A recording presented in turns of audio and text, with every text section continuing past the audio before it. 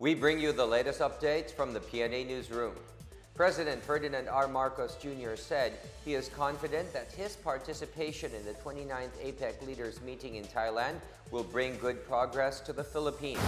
In his departure speech, the president said it is an honor for him to represent the Philippines in APEC, as it is considered as one of the prime platforms to engage the economies in the Asia-Pacific region.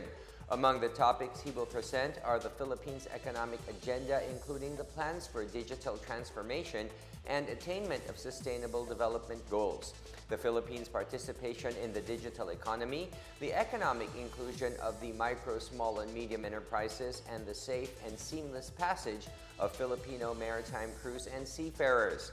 He said he would also urge his fellow APEC leaders to address climate change and ensure food and energy security in the region. The President, together with First Lady Lisa Araneta Marcos, are expected to meet the King and Queen of Thailand. Marcos is also expected to hold bilateral meetings with some economic leaders and heads of state to discuss the strengthening of diplomatic relations. He will also meet Thai business leaders as well as the Filipino community there. APEC remains to be one of the prime platforms to engage the economies of the Asia-Pacific region. The importance of this region to us and to the rest of the world cannot be overstated. We host 38% of the world's population, 48% of the trade, and 62% of its GDP. The largest segments of our OFWs call this region their second home. Mga kababayan ko, ang dala natin sa ganitong klaseng mga summit at saka mga meeting ang ating mga pangarap para sa magandang buhay. This is what we aspire for a peaceful, a prosperous Asia-Pacific region. The Office of the Vice President formalized its ongoing partnerships with the Department of Labor and Employment and Public Attorney's Office for the benefit of underprivileged Filipinos needing of legal assistance.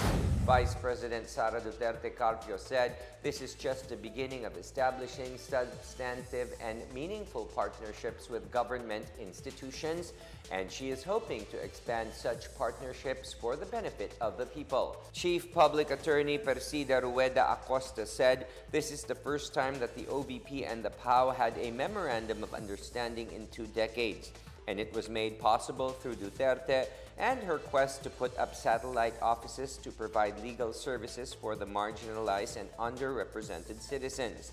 Labor Undersecretary Felipe Egargo Jr. meanwhile assured the DOLE's commitment to providing emergency jobs, also known as the Tulong Panghanap Buhay sa Ating Disadvantaged and Displaced Workers Program, or TUPAD, in different regions in the country.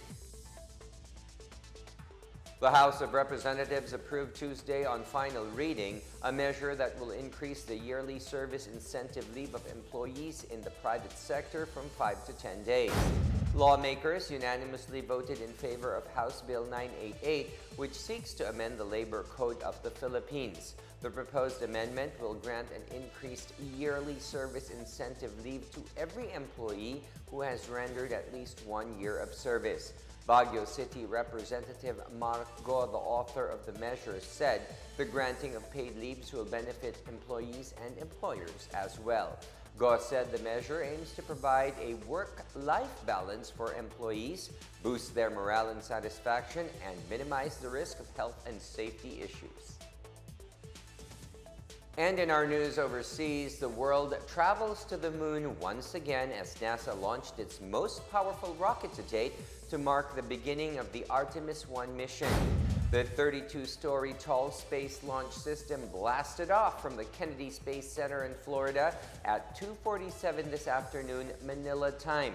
Meanwhile, about 100,000 people were expected to watch the launch close by. The rocket carries the unmanned Orion spacecraft that will orbit the moon as a test run for future flights. This mission is the first space flight of NASA's Artemis program, which aims to re-establish humanity's presence on the moon and pave the way for further space exploration. The next mission, Artemis 2, will attempt a manned flyby of the moon, while Artemis 3 will involve astronauts landing on the moon once more.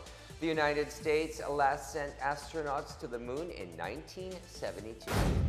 And that is the latest and the biggest stories from the PNA Newsroom. For more news content, visit our webpage or head onto the Philippine News Agency's Facebook and Twitter accounts. We are also shown on the pages of the Office of the Press Secretary and on Radio Pilipinas RP1. I am William Theo. We tell stories that inspire change.